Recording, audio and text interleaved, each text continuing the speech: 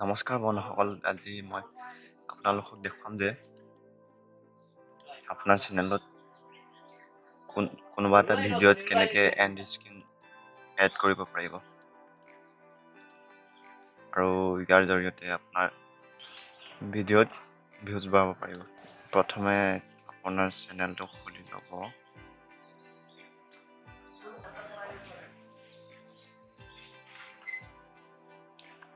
তাৰপিছত ইয়াত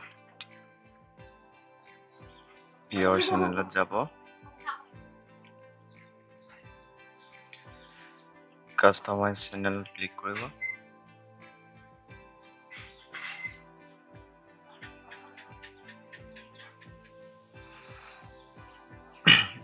দেখিছে ভিডিঅ' মেনেজাৰ, ইয়াত ক্লিক কৰিব।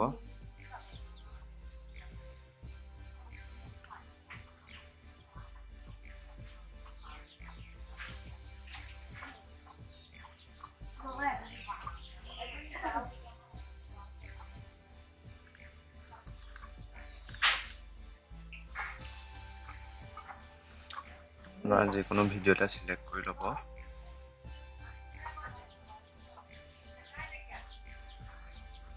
তললৈ যাব, ইয়াত দেখিছে এণ্ড স্ক্ৰীন বুলি, ইয়াত ক্লিক কৰিব।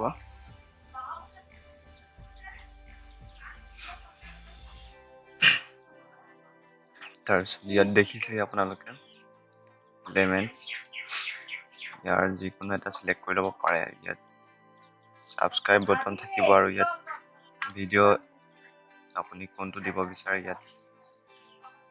ইয়াত গৈ আপোনাৰ চেনেলৰ ভিডিঅ' এটা চিলেক্ট কৰি ল'ব। কোনটো ভিডিঅ' দিব বিচাৰে আপুনি চিলেক্ট কৰি ল'ব। মই এইটোকে কৰিছোঁ। দেখিলে ভিডিঅ'টো আহি গ'ল, এইফালে চেনেলটো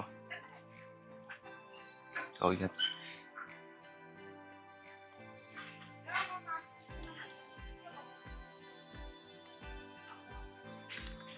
আকৌ ছেভ কৰি দিব।